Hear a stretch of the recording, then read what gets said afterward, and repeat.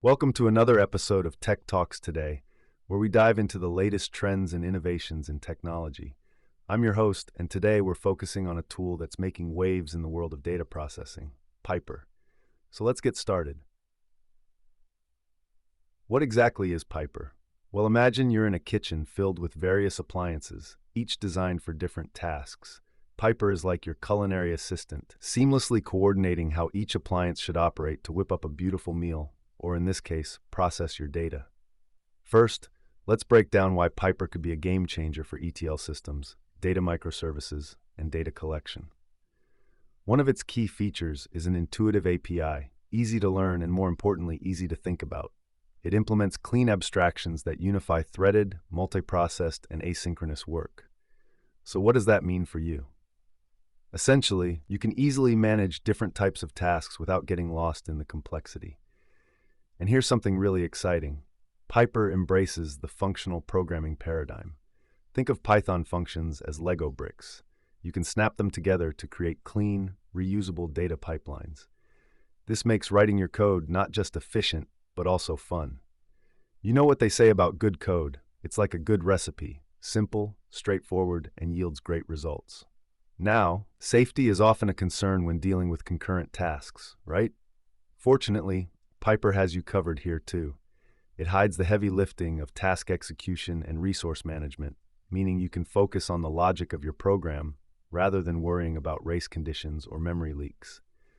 No more excessive stress about those pesky bugs. Let's shift gears a bit and talk about performance.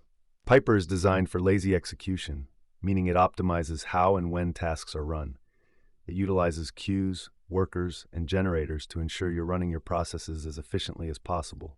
Talk about smart cooking. Now, let's get into the nitty-gritty of how to install and use Pyper. Installation is as easy as pie. Literally, you can get it set up using a simple pip command. And once it's installed, Pyper allows you to turn your functions into composable pipelines using a user-friendly task decorator. Imagine creating a pipeline that performs several transformations on some data. It's almost like watching an expert chef at work, transforming a bunch of ingredients into a mouth-watering dish. For example, let's say you want to simulate a data processing pipeline. You could have a series of transformations like fetching data, performing some asynchronous steps, and handling heavy computations, all in sequence. Using Pyper, you can connect these functions effortlessly, setting workers to handle different tasks simultaneously. It's pretty impressive. Oh, and here's a fun fact. If your pipeline consists of at least one asynchronous function, it becomes what's called an async pipeline. This means you can mix and match synchronous and asynchronous functions as you see fit, kind of like serving a delicious hybrid dish with various flavors. Before we wrap up, let's touch on dependencies.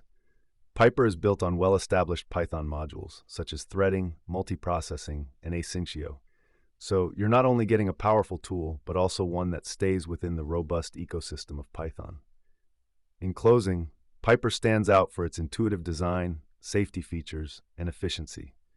This framework brings elegance and simplicity to the task of concurrent data processing. So if you're tackling data pipelines, make sure to check it out. And there you have it. Have you used Pyper, or is there a tricky data processing task you want to share? Reach out to us and keep the conversation going. Thanks for tuning in, and make sure to catch us next time on Tech Talks Today.